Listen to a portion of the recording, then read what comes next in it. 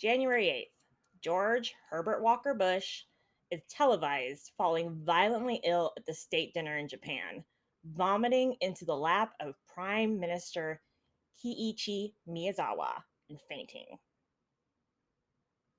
February 17th, a court in Milwaukee, Wisconsin sentenced serial killer Jeffrey Dahmer to life in prison. May 4th, in Semi Valley, California, a jury acquitted 4 LAPD officers accused of excessive force in the videotaped beating of a black motorist named Rodney King, causing the 1992 LA riots, which led to 53 deaths and $1 billion in damage. Today, we are going back to May 21st, 1992.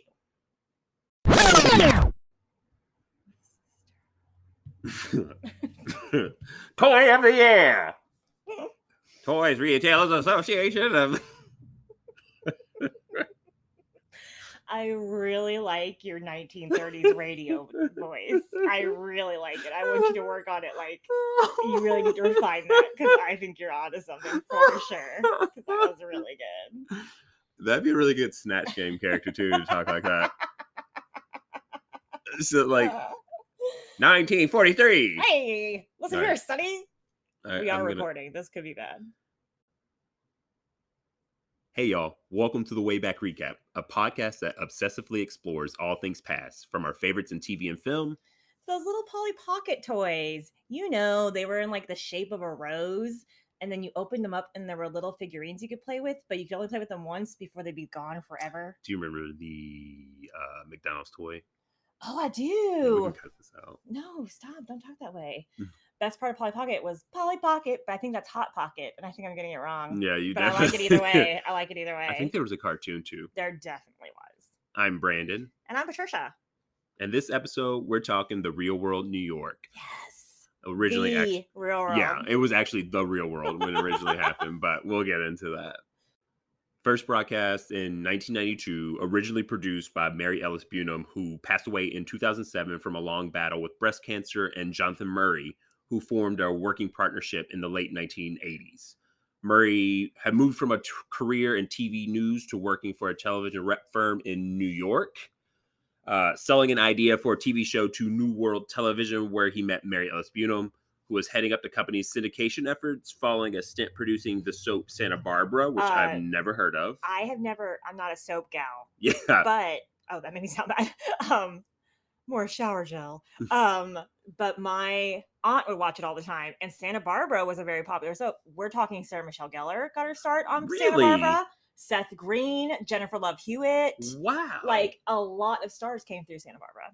I had no idea. Yeah, there you go. Man, I never really watched soaps either. That's not really like my thing. Yeah, but it's maybe more game show gal. Yeah. Game show cartoons. They then decided to work together and produce several pilots. One of those projects, and arguably the most famous, was a pilot for a scripted series for MTV.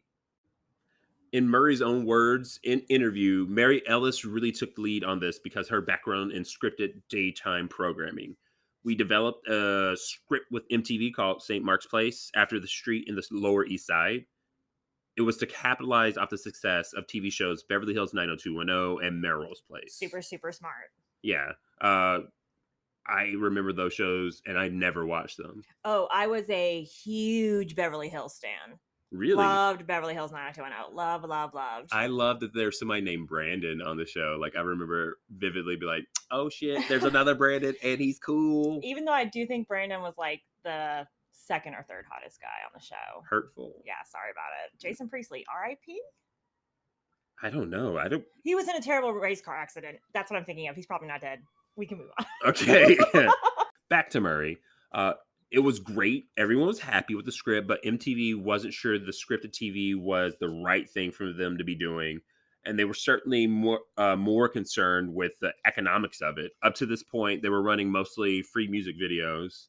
So they end up deciding that it makes sense for them. Which was really smart, because it didn't.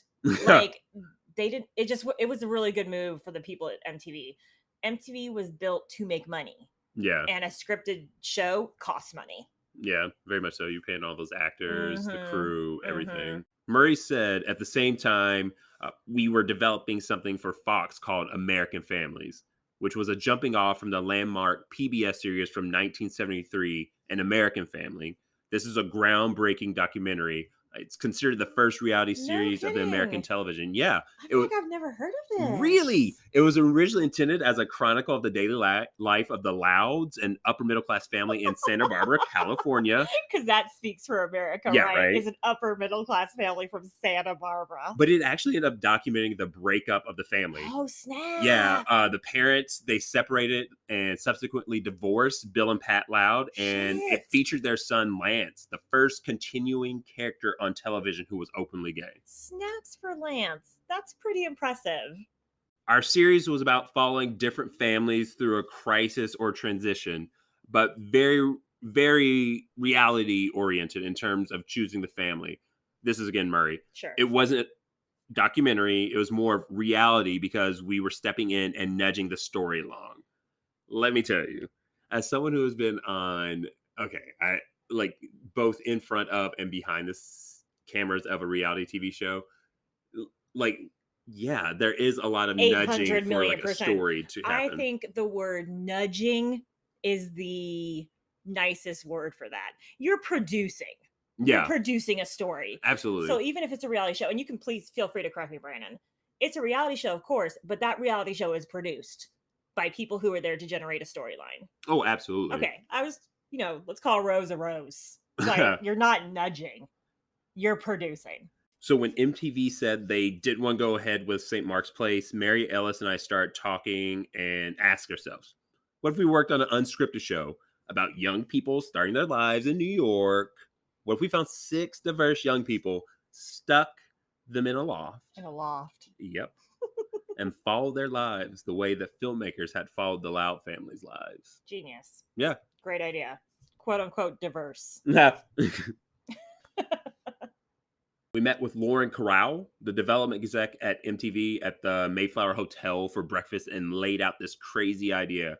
She looked at us and said, "Oh my God, I lived that when I first moved to New York." Genius. So we had a receptive audience. She got it. By lunchtime, she called us back and said, "I've talked to Doug Herzog, then MTV's SVP of programming, now president of MTV Woof. Networks." I was going to say, I feel like I knew that name. Really? Yeah. Herzog stands out. Really? Yeah. I think of like the person who Todd Herzog who won Survivor China. I don't. Different reference. Yeah, It's okay. absolutely. Still good. And he loves it. Let's do it. Yes. So on Memorial Day weekend 1991, we moved 6 people into a loft on Broadway in Soho, and we filmed over a long weekend.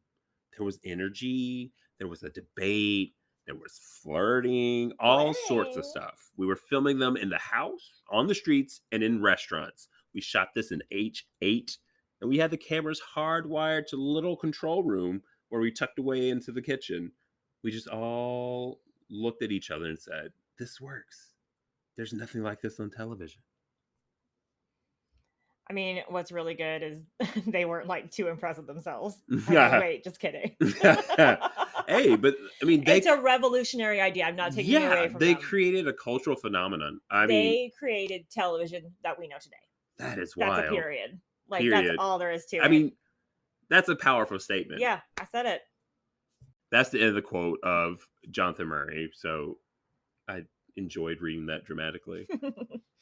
The pilot, titled Season 0, featured a notable castmate, Patricia, someone you love quite a bit, Tracy Grandstaff, or as we know her, the voice of Daria. Tracy Grandstaff. Do you mean American legend and icon who gave us one of the best TV shows of all time? Is that who you mean? Yeah, absolutely. Excellent. I do mean that. I don't remember. Please continue. I'm getting ahead of the story. No. Having tested the pilot with the audience after 9 months, MTV ordered 13 half-hour episodes. This time to find a 7-member cast. Murray and Bunham and their team extended their search to find their wider range of castmates. The search brought them to Austin, Texas, and Birmingham, Alabama. And Patricia, let me tell you, Yeah. we're only talking about season 1, so I mean, I wasn't auditioning for reality TV, let alone real world at the time. Because you were 7 years old. Yeah. 5 years old. 6. 6, yeah. Yeah, I mean, I probably would have been very dynamic. You would have been great A for sure, ve- and definitely better than some of the duds we get on the early seasons of The Real World. Man, I said it. I vividly remember like going to audition for real world stuff, even in different cities when I was I in college. remember Yeah, you vividly auditioning for The Real that's World several times. that's so funny. Hey, With I made it He somewhere. auditioned several times because people liked him, and it was smart that he do that. What always made me laugh was not Brandon auditioning. It was the poor schlub of a friend that Brandon had convinced to also go audition with him. It was always a different friend, and and God love them because they all did go with you, and spoiler alert, none of them got on the show either. Yeah, But well done, good thank friends. you. Yeah. Murray said it was 10 times better than the pilot. It premiered and shocked the network because it went from a 0.3, which I don't know anything about Me ratings. either. Yeah, right. Which was what the music videos had, to a 0.9. That's a significant jump. Huge huge jump. Math and numbers. There was a piece on the NBC Nightly News. There was a 2-page spread in the New York Times Arts and Leisure. There was a 6 or 8-page spread in Entertainment Weekly. Entertainment Weekly, 8-page spread. That's a lot. Yeah, I don't even know. Isn't it a TV show, Entertainment Weekly? Entertainment Weekly was a magazine. Oh. I'm not sure if it's a magazine anymore, but it was a magazine in 1991. Everybody was talking about it. People were saying to us, "You script it, don't you? You tell them what to do, don't you?" And we just say, "No, we just shoot what happens," which is a lie. I mean, they provide them with a lot of alcohol and then Yes. encourage them to make bad In later choices. seasons. I don't know necessarily so in the earlier Probably seasons. not. No, they And I don't want to say a budget. lie. Allegedly, I don't know what went on like when they were filming Me stuff either. like in the early seasons. Again, I was 6. I didn't get super into The Real World until season 3. Which one was that? San Francisco? San Francisco. Yeah. That was actually okay.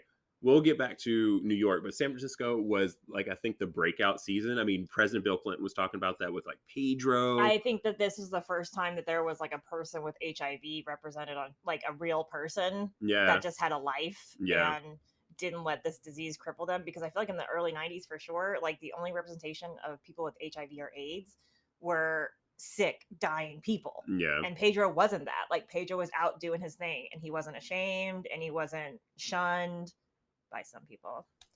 I need to do a rewatch of season 3. Me I'm gonna too. like I'm really happy to do start doing the series because we are definitely going to do like further episodes. Definitely. This season as well as later seasons. So that's going to be a lot of fun. Definitely. Just to like go back and explore all that. But like, I think I started watching.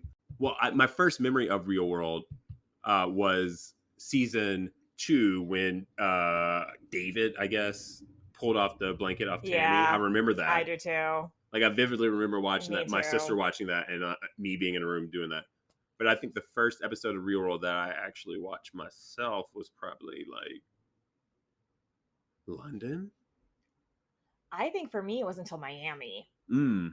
I by the time they got to Miami, I was watching The Real World every single week. I had become like a weekly viewer. Up until this point, my mom had rules about MTV. Like, my mom had 3 rules growing up. One of them was you couldn't say shut up or fart. Shut up, fart. One was we couldn't watch MTV, and one was we couldn't change the radio station. So it's like we could watch HBO in the middle of the night when it's just straight titties out, but we couldn't watch MTV. Like, that was the line my mother decided to draw in the sand. I mean, appropriate. So it wasn't until I got a TV in my room that I could be like,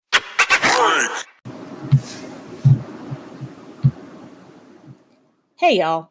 Are you tired of talking to yourself, screaming into the void while you slowly go insane? Us too, sis. That's why we finally decided to start a podcast. After tossing around the idea for literally years, it was finally Anchor that helped us take the lead. Which is really saying something, because we can barely turn on computers. So it was always the technical side of podcasting that gave us pause. Luckily, Anchor has everything you need to make a podcast, all in one place and all totally free of charge. The easy-to-use app provides for all aspects of recording, from storing and editing to producing your podcasts, all from the comfort of your laptop or your phone using the Anchor app. Most importantly, Anchor will distribute your podcast for you, so it can be heard on Spotify, Apple Podcasts, and many more, all for free. Not only does your Anchor app take care of all your podcast needs, it can even make you money. Anchor provides sponsored content that you can include in your podcast that will generate revenue back to your show, all with no minimum listenership. Meaning, even if my crazy aunts are the only people who listen, we are still getting paid. Maybe you love talking about 18th century battleships or the latest celebrity blunder. Take the leap. Anchor is with you every step of the way to make your podcast dreams a reality. Download the free Anchor app or go to anchor.fm to get started. Back to that long Jonathan Murray quote. The strange thing was no one was sure that we'd be doing more than one season, as MTV was all about being fresh and new, but it was all about the people in the sales department there who said, you have to do it again. So we went to Venice, California, and we did it even better. Yeah, see, exactly. We have to remember the whole point of MTV is to make money. So with the real world, sure, you have production costs, but this is nothing compared to a scripted show. Yeah. Like, you're making a product that is getting you 0.6% higher ratings with very little financial input. Yeah. Like, it at the beginning, at least, it grew to something crazy, maybe. But this is a money-making show. You do more seasons, you do more shows, you have more people. People are going to want to do the show, 100%. so they're going to watch. You know what I mean? They're going to watch. Obviously, that's what happened. And they're going to want to do the show, and they're not going to care if they get paid or not. They just want to be on the show. Wild. Pay me. Then we went to San Francisco, where we had the season with Pedro Zamora and Puck David Rainey. The show really broke out that season. That's where we ended up on the news pages. Hell, even the New Yorker even wrote a review at the point. It was like, okay, this could be on for a while. I think at this point, especially with, I don't want to give Puck too much credit, but I definitely feel like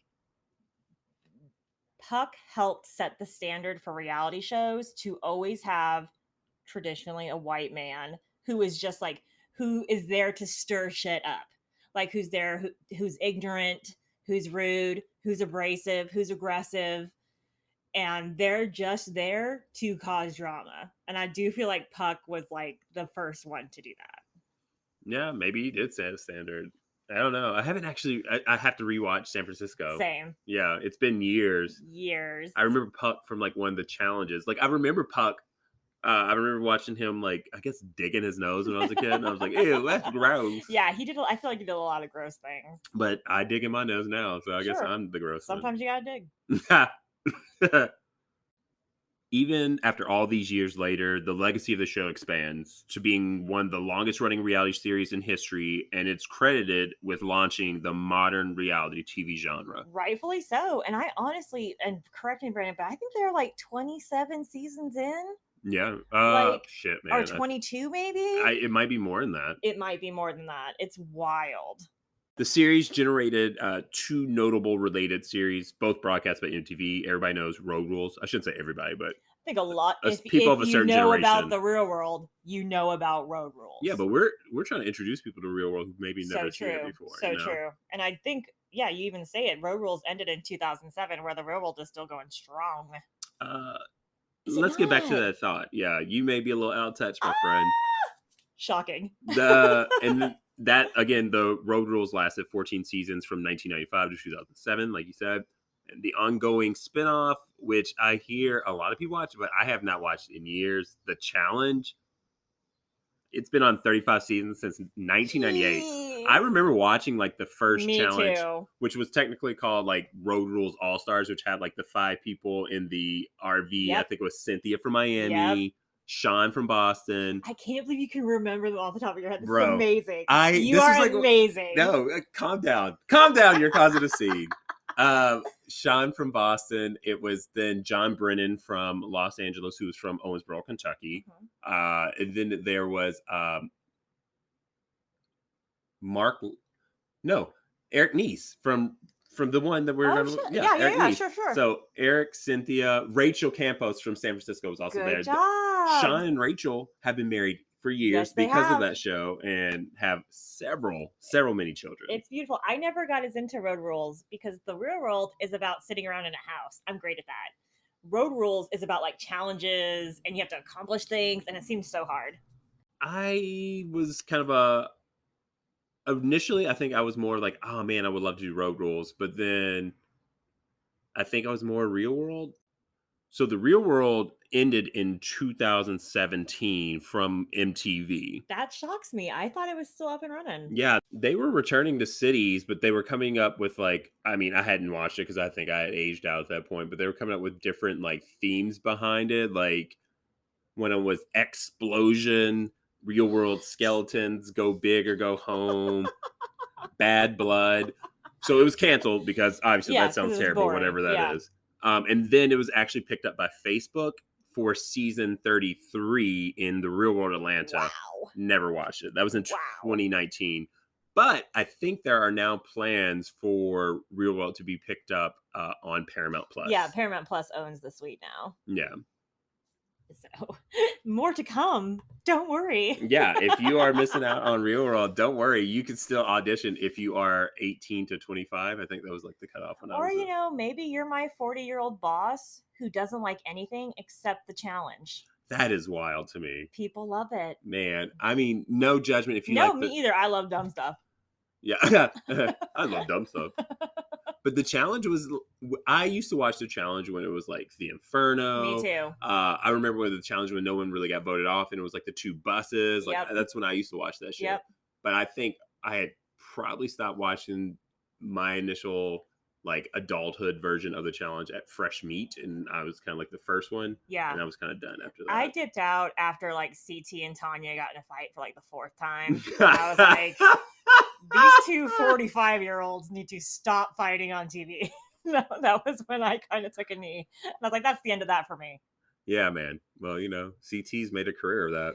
Good for him. Now that you kind of have a little background on what the real world is / was and what it's going to be, let's talk about the episode at hand. Yes. Episode 1 of New York, the very first episode of reality TV as we know it for sure.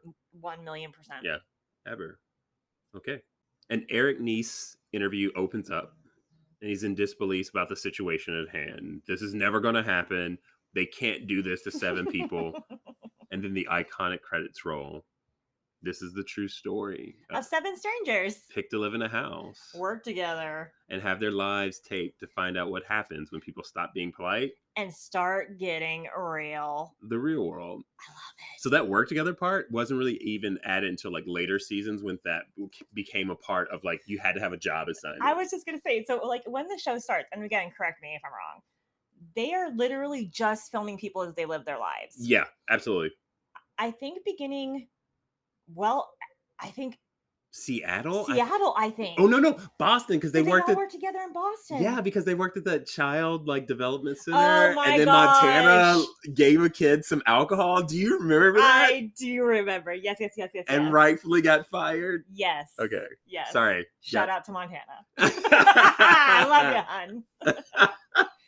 So I think eventually they gave them jobs. Yes. And then I think that's another tool they use to layer the relationships. Yeah, so you're there's spending even more conflicts. You're spending a lot more time together and working together with some people who you may not. Well, and when you don't show up at the surf shop, everybody gets mad that you didn't take your shift. Is that Jersey Shore? Hawaii, they worked at a surf shop. Oh shit, I love Hawaii. Ruthie is my girl. I love Hawaii. Man, we are then introduced. I'm gonna let it catch up. Sure. Also, I'm gonna talk about this. I have had sex with many a boy who looks like young Eric Nies. I'm going to say something, and I believe it wholeheartedly. Eric Nies isn't even a real person. Eric Nies is an amalgamation of every actor who was in a TV show or movie in 1992. Like, tell me that's not the kid from The Sandlot.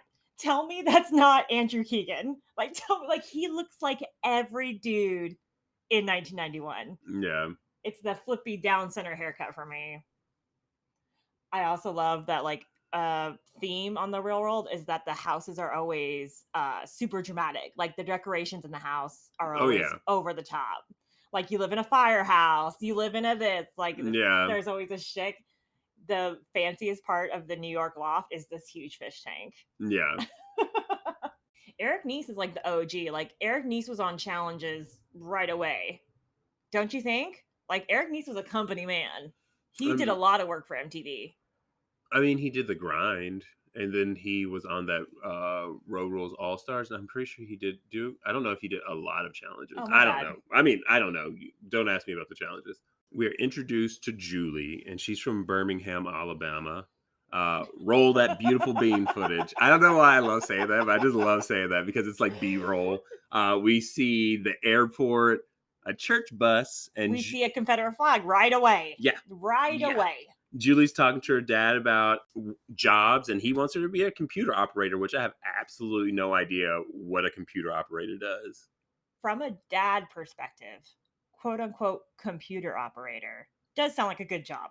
And Yeah. I think in his brain, it means someone who can work a computer. Julie has other dreams, however, and that involves dance.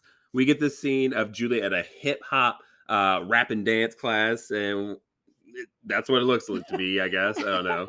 I mean, I think I am really ready at all times to make fun of people for dancing. That's just terrible. Because I take dance very seriously. Yes, you do. And if you say you're a dancer, I would like to see some technique.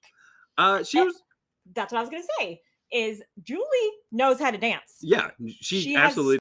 Julie is stacked. Julie's got a huge chest. Yeah. I feel like she's got bod for days. Yeah. Good for you, Julie. She covers it up. The dance really shows off. Like, she's a dancer. So we get this up close shot of Julie's dad looking like a bullfrog cartoon. And he asks Julie, if this dance career doesn't make it, you need something to fall back on. So why not get your degree at a young age? And this is the part of the show where I relate more to the parent than the child. Because he's right. Yeah. Go get your degree, guys. Are they worthless? Yes. Is it good to have them still? Also, yes. But I will say this, though, as like a person who, if you are a dancer, you can only do dance for so long. That's not necessarily always true, but I would think that like it is a very difficult profession. It's very hard on the body. Yeah. So as you get older, you're more prone to injury, and those injuries can be more severe. So it is kind of a young person's game. Yeah, and so why not get your degree at an older age? Also true. Yeah. The next shot is at a church. Patricia, it's the Episcopal Church of St. Francis of Assisi. Did I say that right? First of all, you did say it right. Yes. Second of all, I clocked that right away, and I want to say desperately that I was like, oh, if you were wondering about an Episcopalian, it's like Julie from the real world. Yeah, Julie is. I mean, truly and honestly. Yeah, what's up, girl? The pastor is accosting us with a sermon. He actually looks like Fire Marshal Bill from In Living Color. I'm not even trying to be funny, but he kind of is. Famous Jim Carrey character. Yes, yeah, one of my favorite characters that Jim did on the show. With all due respect, I don't mean to like besmirch this priest. I think we also have to remember, like, imagine filming these segments. So imagine Julie is walking up to her priest that she's had for her whole life. And she's like, Father Jim, I'm going to be on this TV show. That's a reality show on MTV, Music TV, television, you know that channel? I'm going to be on a show. So I need you to be in my, like, at-home segment. Yeah, dude. And he would have been like, you're on drugs. And I'm concerned for you. It wasn't like today where they would have been like, oh, yeah, I'm on board. No, this is a totally new experiment. So the idea that these people agreed to participate at all is shocking. Yeah. Because I would have been like, you need a doctor. You need to get up out of my face with this crazy talk. I am definitely not going to be on TV. No, thank you. So I'm just saying, it was cool of them to be down. Yeah, true. We then get Julie's dad tells her to smile, and then she explains she ain't happy. Her dad asks why, and she's all like, I don't like the way that you're handling the news of me leaving, especially since you won't see me for a while. But he assures her it'll be sooner than he thinks, and he has friends who live in New York who can check on her every day, and that's just what they're going to do.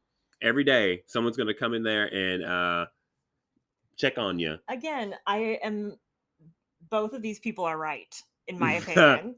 Like, Julie's doing the right thing getting out of there. Good for her being honest. That's hard to do, especially when you have, like, closed-minded parents, or traditional parents is maybe a nicer thing to say.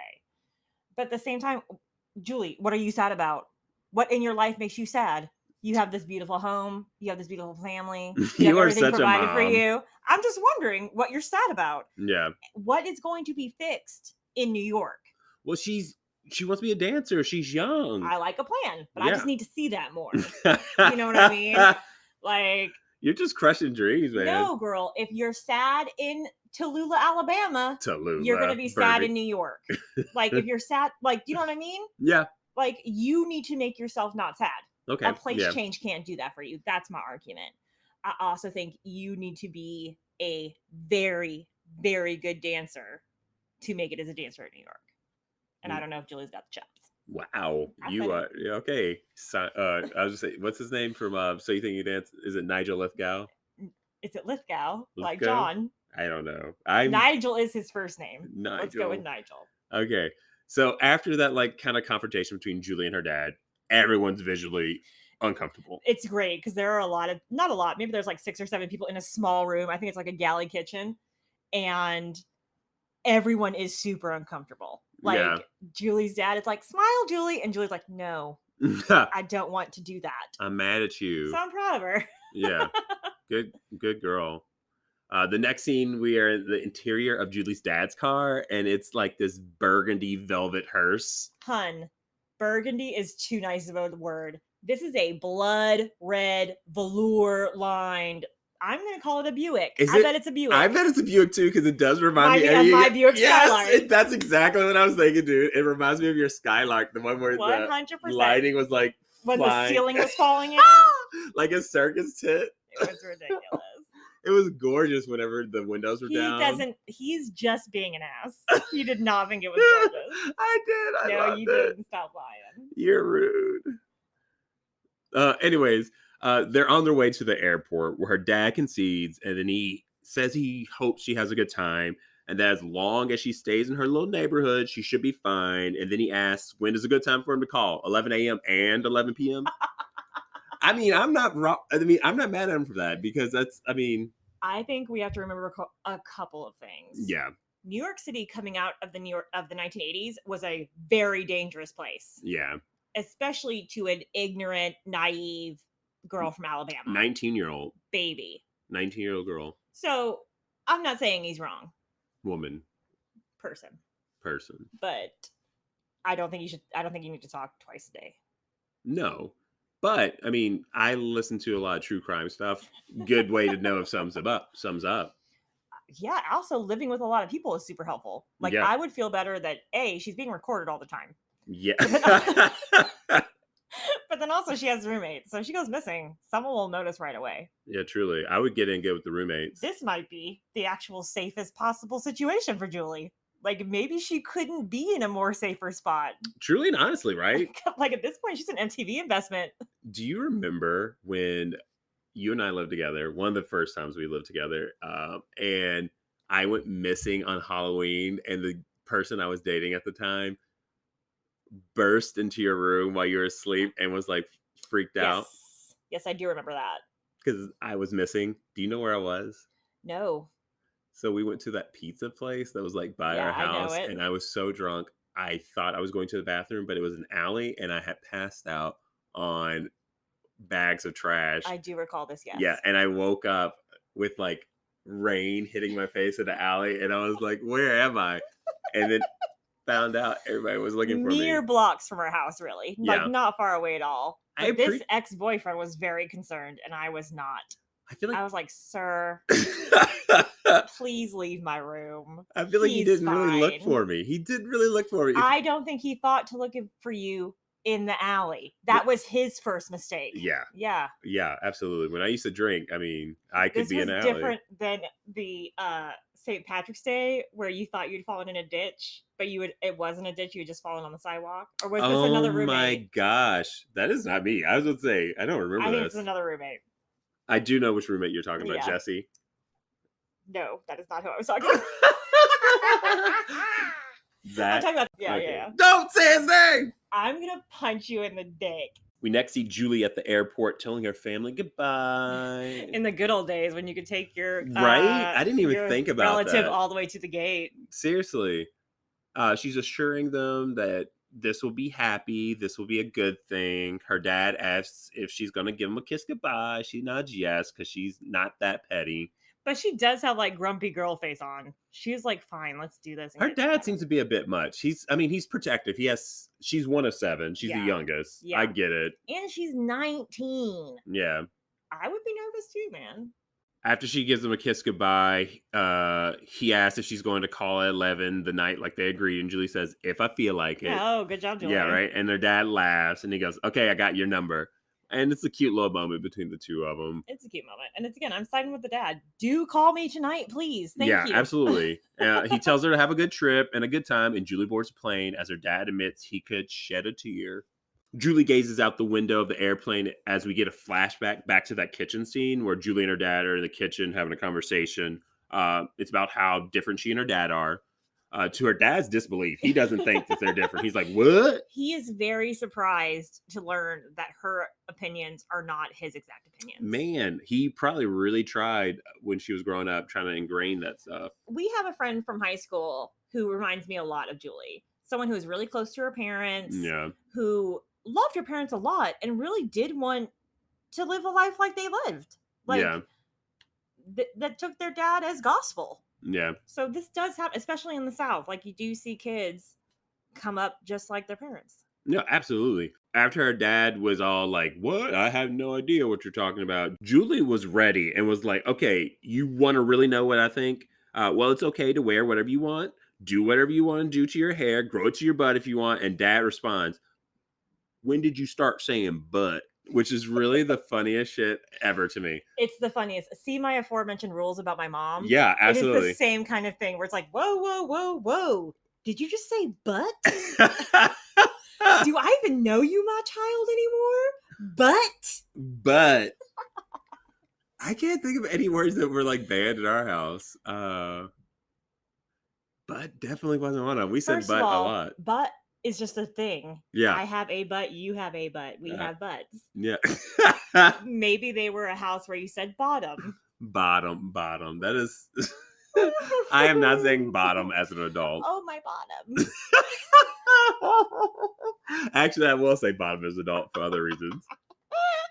Yeah, it has a different context now. Yeah. That would equally shock Julie's dad, I'm sure. But then the dad comes in great, and it's like classic dad. And he's like, "Well, what else do you hate about me?" Like, immediately he's the victim. What else do you hate about me? Yeah, and Julie was like, "Oh, I got time today, daddy." I hate that it took for all these people talking about the crew coming up in here to listen to what anyone else has to say about anything. Her dad then says he still cares about her, and Julie's like, "Well, you said you don't care about how I feel about things or how my friends feel." And then her dad, who I like to call Grisbo the clown, interrupts, and he's like, "I don't have to care about how you feel to give a damn about you." And then Julie's, "Well, I don't agree with that sentiment, and I don't either." Yeah, Julie has hit the nail on the head. Yeah, absolutely. You have to care how I feel. Julie's dad is one of these classic people where it's like his way or highway. Like, he doesn't need to hear your opinion because he has his opinion, and his opinion's right, and everybody else is wrong. Why is that, sir? Ugh. Explain to me why yours is why right. you're so special. Julie is then seen in the crowded airport, either Newark, LaGuardia, or Kennedy. I think it's LaGuardia. You think it's LaGuardia? Yeah, I think know. it's LaGuardia. She's picking up her luggage, and then we have a scene of Julie in the taxi. It's on the way to Soho, and they're talking to a cab driver. Where I'm 100,000% sure that this was like egged on by like the crew that's filming her in the taxi. But sorry to interrupt you. No, you're good. I want to agree with you, but I 100% believe Julie's country ass would get in a cab and immediately go, "Y'all, this is my first trip to New York." I have taken people to New York for the first time, and this is exactly how they're like, "Let's get in a taxi." And then they get in the taxi and they're upset that it smells like urine and their driver won't talk to them. People have a romantic idea of New York. Yes. Very Interesting. much. Yeah. As someone who lived in New York for a brief period of time, that's interesting. The taxi driver looks uncomfortable, and he's like fidgety, sweating, and he's like talking to Julie from the front seat, like looking behind her as he's driving, which is very scary. Anyways, meanwhile, back at the house, the ever so scrumptious Eric Neese is wearing a ridiculous blossom hat as he's the first person to walk into the loft, and holy shit, he's impressed. For those who are unsure about the nomenclature, when Brandon says blossom hat, he means a bucket hat. Oh, is that what they're called? Yeah, that's what they're called. And it's so funny because it's so trendy in this moment, but it's also like the loft space is so trendy. Oh Like yeah.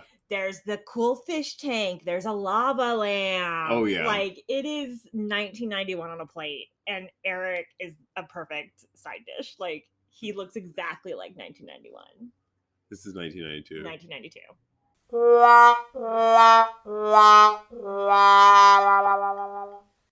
We get this scene where he's talking about what he's seen, and he saw exciting things, and then we get like this close up of some pop art, weird things. We get a close up of a lava lamp, and then furniture, rooms, and then there's beds with no sheets, bro. Like prison beds. Why are These there do no not sheets look on these nice. beds? Do these kids know they're responsible for their own bedding? Like, I somebody told Julie that I she needed hope to bring her own so. sheets? Really, that's so wild. Why am I flying with sheets? It's Do people fly ridiculous. with sheets? I don't. N- Definitely, I don't. Maybe we should. Maybe we should. Yeah, I haven't really flown in over a year and a half, so I same. kind of feel like I don't know really what the norms are anymore. It's great. Like, I feel like in this moment, I'm a bit of Eric because I would also be very impressed. One of my favorite parts about the real world was like the first episode when you got to see the new house. Yeah, Like, I loved seeing the house. you walk in, you're just oh my Like god. picking rooms, who's going to be your roommate, Yeah, before it starts smelling like stale smoke and and just roommate feet. trash. Yeah. Yeah. And they just break things so many times. I feel like by the 13th episode, half of the stuff in the house is broken. Oh, absolutely. Drunk 20 something year olds. No, nothing's going to be intact after that. The next scene we have Eric. He's on the phone going through his address book. He's on the landline. Yeah, which thank is you. a thing we should note. Yeah, a because that's a landline. different thing. And then he has an address book, which is a physical book that he had to carry around with him with people's telephone numbers in it. Yeah. Just in case for young people who might not understand. I mean, I never had an address book. I think once I became of age to know other people that weren't friends of my parents, you know what I mean? Like cell phones were a thing, and I had one of those. I had an address book in middle school that I treated like holy grail. Where I was like, let me update your information. And I was like, oh yeah. Did you use a gel pen? Definitely.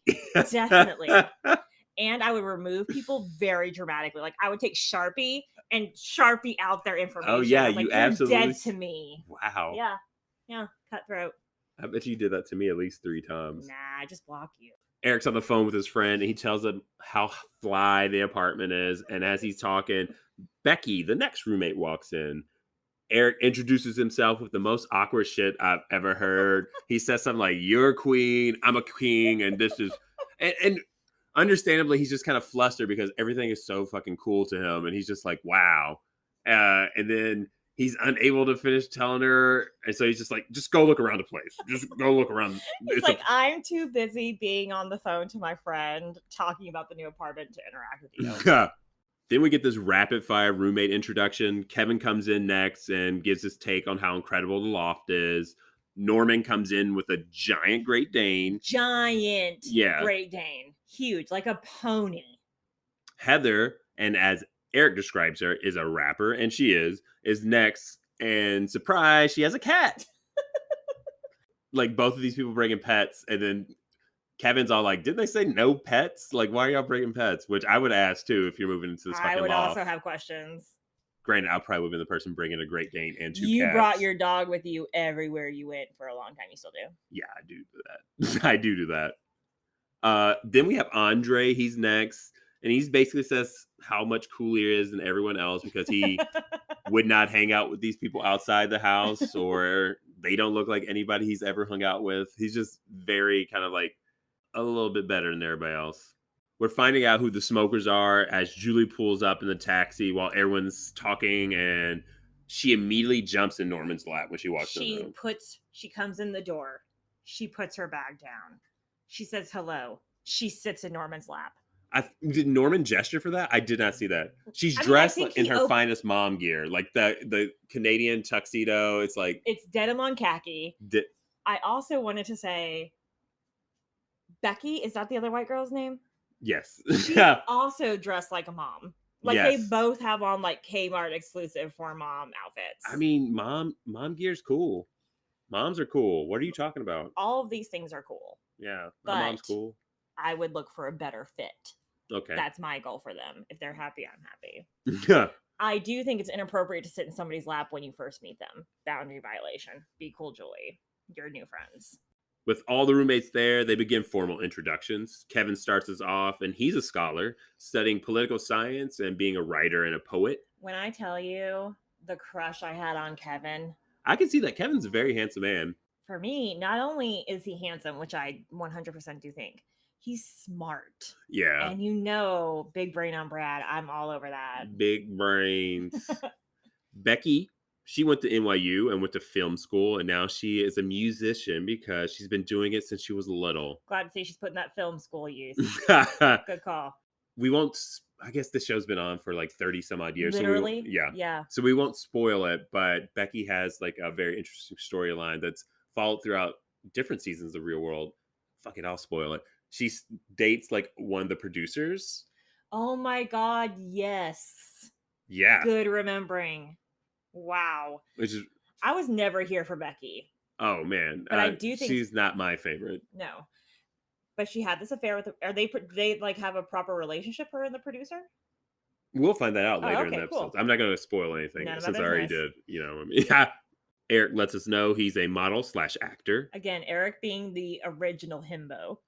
And he kills it. Patricia, when I tell you, I have had sex with boys who look like Eric. Like, there's so many people who he is like a all-encompassing look. Yeah. And I don't mean to like lessen that because I think he's a very attractive and probably a kind person. Yeah. But I feel like I have had sex with Eric nieces 100,000 times. I'm telling you, he's an amalgamation of every dude. I'm into it. I am too. Because he's adorable. Like, watching this, like when he's like, adorable. Yeah. Like, he's cool to everybody. I'm sure Eric has flaws, of course. But in this sort of situation, a guy like Eric is helpful in a house. Oh yeah. But I mean, we'll get there. We'll get there. He has his moments throughout the season, and we will talk about those. Norman, originally from Michigan, is a painter, and he works with a partner that owns a company that's named after their dog, Gouda, which is actually pronounced Howda, right? Like, oh, I have no idea. I don't know. I've heard that Gouda was actually pronounced Howda. So. I'm going to call it Gouda. Gouda's a great name for a dog. Number Absolutely, one. 100%. Love dogs named after cheese. Yeah. Really good. Number two, before we started research for this episode, and by research, I mean Brandon made me watch this episode when we were in lockdown. Yeah, absolutely. I didn't even remember Norman. I remembered the dog, but I didn't remember Norman. I feel like Norman is super removed from this. Like, you only see Norman a couple of times. So I used a podcast called Spectacle. Episode 2 is about the real world. They actually explore American Family as well, and a bunch of other things. It's really, really, really interesting. There's a bit on there where Norman talks about how he isn't really in the loft that often. He's staying at his other place, and he comes back every now and then. It's really interesting. But Norman's also friends, kind of like the Andy Warhol sect. Oh, wow. Yeah. He was doing a lot of stuff with kind of like that crowd. He was friends with Lance Loud from An American Family and RuPaul of RuPaul's Drag Race. Yeah. They even came to his birthday party that was filmed in the loft, but they never showed it on TV. Wow. Right? Wow. Weird. That's wild. Anyways, Heather B., she's an accomplished rapper. She was on the Arsenio Hall show, which is near dear to both of our hearts. Very much know so. You watched Arsenio. Very much so. I remember Heather B being on Arsenio. I'm sure I do. I watch Arsenio all the time. Like, I don't know why my young ass was up watching Arsenio Hall on school night nights. Owls. Yeah. We're night owls. I was into it. I was like, this shit is good. Andre, he's in a band. Anyways, Julie reveals she's only 19 and the baby of the group. Just like at home, where she's the youngest of 7, when a beeper goes off. Again, for our young people, there was a device called a pager. Thank you. You would call the pager, and the person with the pager would see that you were trying to get a hold of them. They would then call you back. That's what a beeper did. Yeah. This scene is so cringeworthy to me. Heather goes to see who is paging her when she's accosted with Julie's microaggressive, "Why do you have that? Do you sell drugs?" And then we go to commercial break. Right. Now, this is a good learning opportunity. It is. I'm looking at this with 2021 eyes. Same. But even in 1992, I feel like I would be like, what the fuck? I think that there was a small-minded stereotype that people who had pagers sold drugs. Remember what a pager does. You call a pager and that person calls you back. If you're looking to buy drugs, a pager would help facilitate that. Yeah, that's why I still use one. But that's not my big brother also had a pager, never sold drugs. We just needed to find him. So, do you remember? Did you ever have a pager? No, I'm a little too young. Yeah, I never had one, but I remember people when I was in elementary school, like fifth grade, having pagers, and that was like the cool No thing to have. kidding. Did your Yeah, older siblings have one? I Have don't think pagers? so. I don't remember, but I do remember people at like the skate rink and stuff like that would have pagers and shit. Like it Okay. was a cool status symbol to have a pager. People would have like pink ones that were kind of like, My big brother had one that was see-through green. yeah. Mhm. So pagers, man, I But think really, he just had one because I had a single mom, and so she would page him to make sure we had like, if she called the house and nobody answered the house phone, she that would makes call the sense. pager and be like, "Where the fuck are you?" Yeah, And we'd be like, "Oh, where the doing fuck? something bad." We get back from commercial. Heather's in the interview chair, and she informs the audience she hasn't had the opportunity to speak with Julie since the incident, and that she really wants to know what the hell she was thinking and just wants to understand where she's coming from. Heather's a saint because I wouldn't care. It is a goal to react the way Heather reacts, which is Yeah. to take a minute and think things through. Yeah. Like Heather's a champ here. Heather is also young. I think she's 20 years old at this point. But she has lived a very different life than Julie has lived. Yeah. I also think, just in case you've never seen an episode of The Real World, a part of the Real World house is there's always a confessional. It's a room where the cast member sits and they just talk to a camera. And then those are called confessionals, and like they use those when forming the show. So in the confessional, people are often much more honest Yeah. than they are interacting with the group. So I love the confessional. We worked at a summer camp. I always wanted to set up a confessional room at camp, and we never did. It made me sad. We still can. Well, we can't do it. We don't work in a camp anymore. For some reason, they interview Andre and ask if he would take offense to that question. And he says, yeah, but he also stands up for Julie. He's like, I didn't think she is very serious. They're like, let's take a second and ask the white man what he thinks. Yes. Hey, Andre, love your weird long hair. His hair is gorgeous. It's I'm okay. kind of into Andre It's as well, but he annoys me. Again, this is 1992. I shouldn't hold it against him. Hopefully, he's grown since then. Andre reminds me of Brendan Fraser's character from the movie Airheads. You're welcome. Literally in my brain, if I am thinking about Andre, I see Brendan Fraser from Airheads. So it's dumb. They're like, white men, would you have taken offense to this white woman? And the white man's like, no, I wouldn't have. Yeah, right. Kevin is the next cast member interview, and he just hopes there aren't any more microaggressions. Like, do you play ball? Then you get this beautiful scene and it's Eric asking Kevin if he plays ball anywhere near her, and they're like, shoot, it's hilarious. Poor Eric. Poor. I think you meant to say poor Kevin. Yeah, I mean, yes, but Eric is an idiot. Young Eric. I don't know what he's like right now. We then get to the group back at the table talking about their upbringings in their hometown and the racial makeup of the schools they went to. Kevin then recalls a story of when he was referred to a racial slur. I'm not going to say it. And was so flippant. He was confused on how routine it was for the perpetrator to use the word, which I mean, I've been there before too, where someone just like so very much, yeah, rolls off their tongue. They're just like oh. It's the thing they say all the time. Yeah.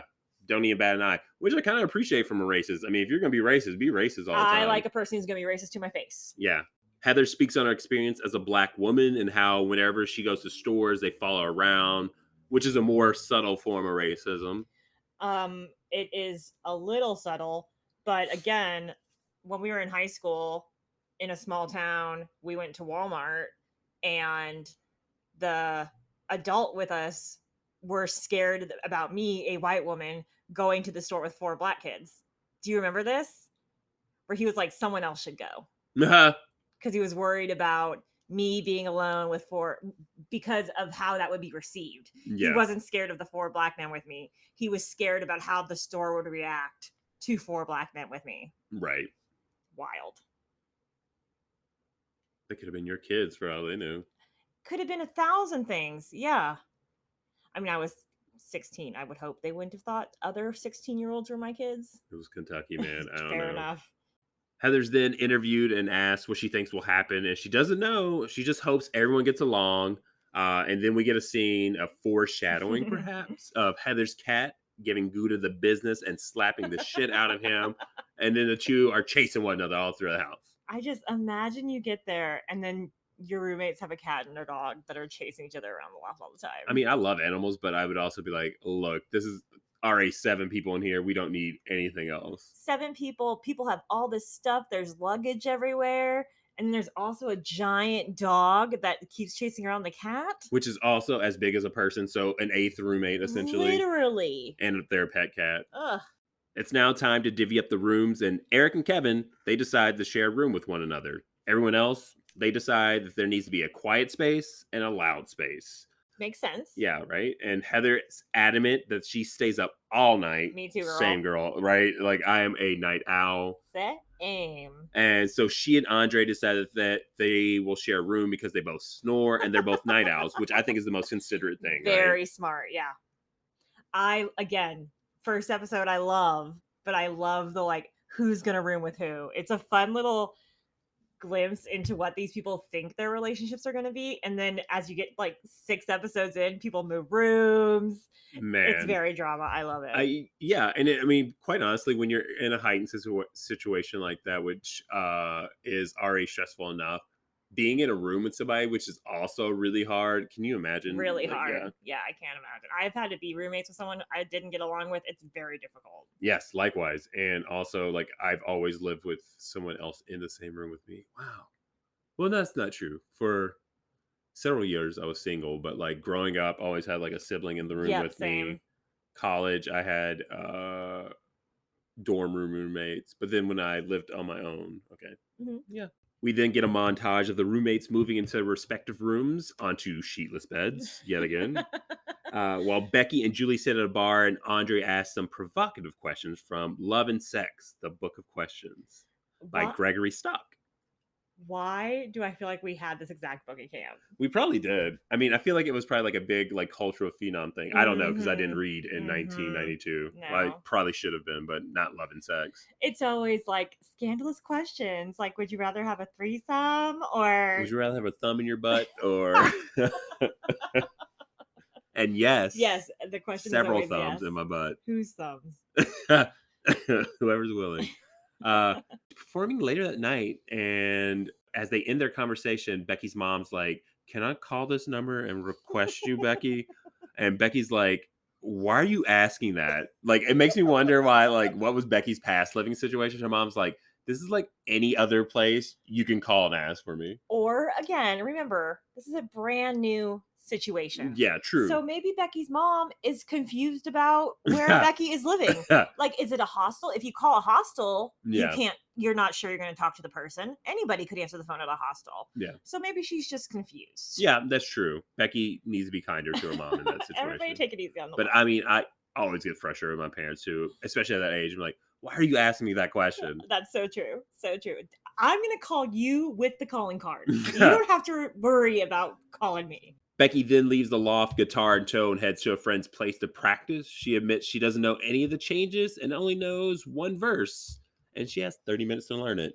So I think that Becky needs to give more time to her craft. Yeah. Because if you're before a gig and you don't know the material you're about to perform, that's stressful.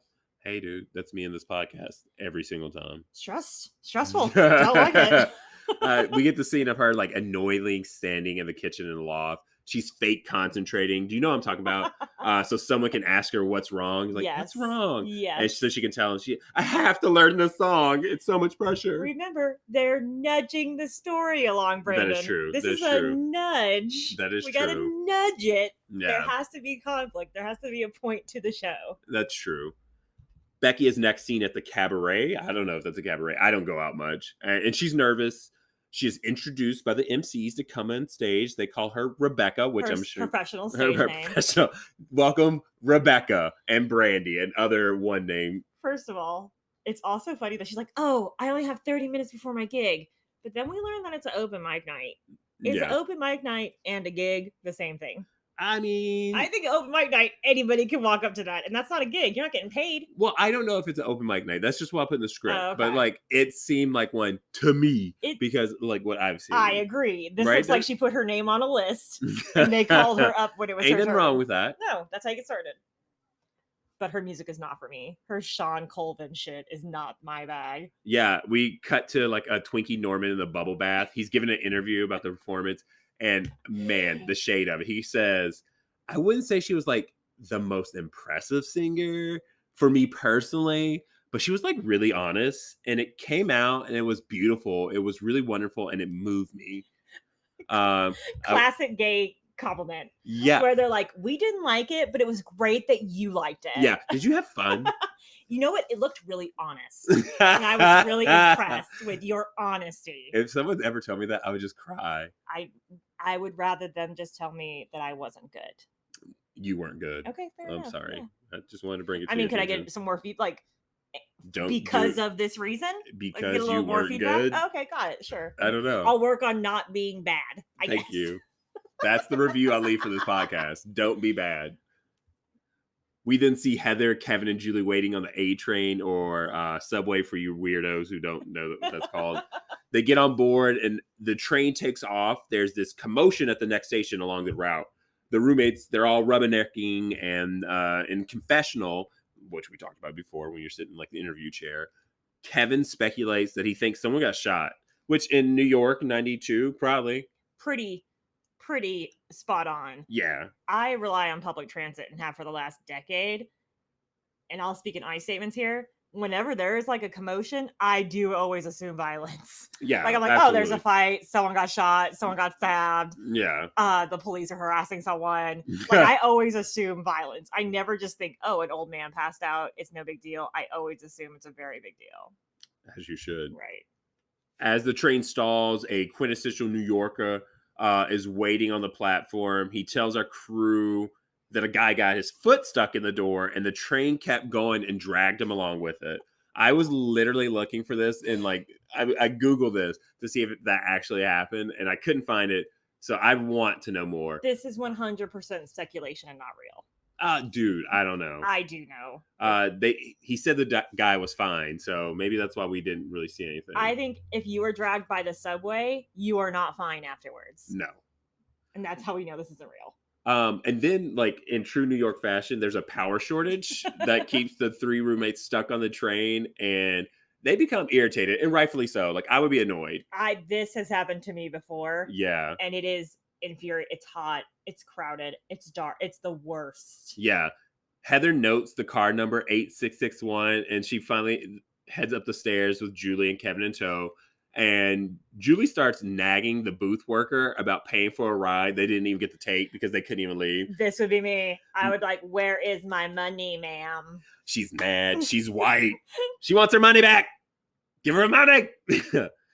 Kevin and Heather just laugh at Julie because they're like, you are not from New York. Like this Southern charm, the way you're talking. Julie then tells the lady to have a good night and they just uproariously laugh at her because they're like, you stick out like a sore thumb, girl. You are not a New Yorker. People who think they're going to get a refund from something massive like MTA. Oh, yeah. Is funny, number one. Yeah. It's funny, number two, when they think the booth worker is the person to issue that refund. Like, that is not their job. Yeah. Please continue walking. Yeah, get out of my face. We don't even have station attendants anymore. I don't think anywhere does, maybe. I don't know.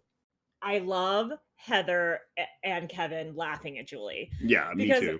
And I feel like I know so many Julies, I myself am also from the South, who go full Karen and then end the conversation with, have a great day. Like they want to be nice, but they're not, but they try. It's amazing. The next scene, the three are at dinner where we're thrown in the middle of a conversation as Kevin rightfully declares racism is alive and well. Hugely. Yeah, as we've all noticed the past all our lives. Exactly. Julie at dinner says she is just as prejudged as Kevin. Kevin in the interview chair reveals to the audience, I love how you laughed at that. I'm just as prejudged as you. Listen, do people think people from the South are not as intelligent. Yes. They do. Yeah. Is it because frequently people from the South represent themselves as that way? Yes. Especially when you're saying stupid shit like that, Julie. But Constantly. Come on. Kevin in the interview chair reveals to the audience that Julie admitted her dad doesn't like black people, which Obviously. I suspected the entire time. I didn't want to say it, but I knew. And he doesn't know how much of that actually shaped her opinion of black people, but he doesn't see her as closed-minded. In fact, he sees her as very open-minded, especially when it comes to getting to know both he and Heather. Very much. And I think this is Kevin is being very cool here, and way more than he should be in any situation. Yeah, like he's exceeding himself. Very much. My but opinion. At the same time, Julie got on the train and she went to dinner with Heather and Kevin. Yeah. So Heather could have hid in the apartment, or no, I'm sorry, not Heather, Julie. I mean, so Julie did. I agree with him. I do think Julie is trying. Yeah. But you ain't gotta aggress me all Sure the damn don't. time. And don't call me bitter and stuff. Like, don't put labels on me. You don't even know me. Yeah, sweetie. I shouldn't say sweetie. That's terrible, but that's not okay. The word privilege, as we use it today, wasn't used back then. Julie suffers from an abundance of privilege. Yeah. Heather then says where she's from, people are either hustling, trying to make it playing ball, or getting a scholarship, or they're basically out there doing wild shit. And she doesn't care about what people think of her, especially if they think she sells drugs, because Heather has to look out for herself, which is sage advice from a 19-year-old. I think she's 20, actually. It's crazy to see Heather and Julie as like two sides of a coin. Yeah. Oh, like God. where There's so Julie, much there. Yeah, don't even. Where Julie has so much comfort, and where Heather has really had hard things in her life. It's interesting. Yeah, and just kind of how like the show's actually being framed too, right? Like we're watching this and Julie is like the focal point of the show thus far, in my opinion, because it's like we get this whole background of Julie in Alabama. We don't get that for anybody else. Everyone else was introduced kind of like by themselves or excuse me, all together in a group. And we get this whole backstory of Julie, and Julie's like this fish out of water. She's just like, oh wow, I'm from Alabama, this is crazy. And there's kind of like a humanization of Julie just a little bit more than you do with Heather or anybody else. And it's wild to me, but that's America in 1992. Very good point. I feel like the show is told from Julie's perspective. Like we, the audience, are seeing Julie's journey in this thing, and everybody else is just kind of like a tokenized kind of character. And I think that goes to the rest of I think her and Eric, I think, are the two main focuses of the show. And it's the two white heteronormative people. Yeah. It's wild. It's wild. I do want to say the show got a little bit away from that as the seasons went on. It became more about the group, less about an individual. Would you agree? Yeah. I mean, from this first episode, I think that's what we see. Now, later in the season, I can't really speak for that right now, whether or not that actually is true or not in this season. Fair enough. Kevin states that a large part of his history as a black person was denied to him. And, well, he's absolutely 120% right. And he's still right. And wasn't taught. And in true Julie fashion, she almost gets it right. But then she's like so close. But she then disappoints us a little bit. She recognizes black history is American history, but not that a large part of black history was intentionally left out of like curriculum. And see, so this is such a problem with people like Julie who recognize that there's a problem, but A, she doesn't think it needs to be fixed. And B, it's not her problem. She's like, oh, no, black history is American history for sure, but we don't need to change anything. Right. Like we're still like, this is all still good. And you can't have that. You can't have it both ways. Heather interrupts and lets us know she can't stand ignorant people. She doesn't care about what color you are, but if you're stupid and ignorant, she doesn't have time for it. And I get Heather is right. Stupid and ignorant people are the worst, and I am with her on this. As a stupid, ignorant person.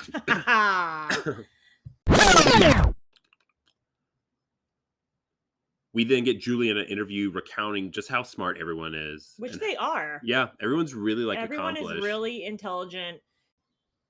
She's worried that she's going to be the screw up of the bunch. as we get this closing montage of Julie doing increasingly awkward things around the apartment and the city. And both Eric and Norman are talking about how tough and open she is to the move. She is if she has to move from Alabama to New York. Huge jump. Yeah, Norman is actually fascinated by Julie and sees her as kind of like a little sister type, experiencing and asking all types of questions about the city. Which is sweet. Yeah, he thinks it's wise that her approach to exploring but avoiding certain areas will keep her safe. And then as they walk, they see these two beautiful Harley Davidson bikes. Julie sweet talks the owner for a ride and they pull off. Then we get the scene of the biker's friend as he looks into the camera and says, I hope she has birth control with her. And then the credits cut. I love it. Yeah. I love it. I hope she has birth control with her. I don't mean to harp on this, but again, we don't see Norman hardly at all during this episode. And when we do, he's in that bathtub. Yeah. He's in the bathtub. That's his confessional, is in the bathtub. I want to do more bathtub confessionals. Me too. I wonder if he was already in there, like, hey, can we just record you? Or if he was like, I would like to be in there. I wonder if it was his idea. He's like, guys, I got an idea. Is he naked? Bubble bath. Definitely naked. I hope she has birth control with her. Gross. Right. I hope he has birth control with him. Yeah, me too. How about that? So while they were filming, it started February 16th to May 18th. That's pretty short. Yeah, that's when the roommates all moved in together. Only 3 days after that, they cleared out the loft, and then the series premiered on the 21st of May. That means there was like no editing. Well, I mean, they had a couple of months to do like the episodes as they got like, the first couple of months, I would assume. That's fast turnaround is all I'm saying. Yeah. The reviews were mostly unfavorable. In US Today, Matt Roush, because you know he's an esteemed I'm critic, sure he's he blasted the series as painfully bogus, bogus. Cynical and exploitive new low in television. Watching the real world, which fails as a documentary, it's too phony, and as entertainment, too dull. Is hard to tell who's using who more. Do you wonder if in 2021 Matt sits watching the 19th episode of Keeping Up with the Kardashians and he thinks, the real world was so dull. They start doing things. I have seen literal reality show episodes where nothing happens. Hey, some people like those though, like slow reality. The Washington Post, Tom Shales fired off an even more withering critique. To be young, cute, and stupid, and to have too much free time. Which I would only call 2 of these people stupid. Take it easy, Tom. He wrote, such is a lot facing the wayward wastrels of the real world. Whoa, that was a lot. Something new and excruciating torture from the busy minds at MTV. Jeez. That is. So, Tom, they didn't take your audition tape, huh? He didn't make it on that season. Clearly not. Oddly, Shale's biggest issue with the cast members' creative career choices, you might want to think about getting a real job. Like a television critic. What's so curious about the show's somewhat chilly critical reception is that it's compared to today's reality fare, like you were saying, the Kardashians and Jersey Shore and bottom of the barrel, Real Housewives. Real World New York now is like more. It's more real, like than all of those. It's more realistic. Raw. It's more earnest. It doesn't feel put on. Even the quote unquote confrontations, like when Julie sits down across from Kevin and calls him bitter. Even in that moment, it feels more genuine than 80% of the reality shows on today. Oh, absolutely. I would say that as well. Thank y'all for tuning in. And if you have any questions, suggestions, or embarrassing confessions, maybe you want to send us your audition tape because we would love to see it, send us an email at thewaybackrecap@gmail.com. Again, that's thewaybackrecap@gmail.com. If you'd like to support the show and or listen to bonus content or exclusive episodes, visit our Patreon page. Our original cover art is by Laura Strobish. Remember, wherever you listen to podcasts, follow or subscribe to the Wayback Recap. If you enjoyed yourself, please rate and review the show, but if that's too much, we totally get it. Tell a friend. Maybe your weird uncle who's a television critic who's dying to rate and review the show. And join us next time. I'm Brandon. And I'm Patricia. On behalf of the Wayback Recap, take care of each other, y'all.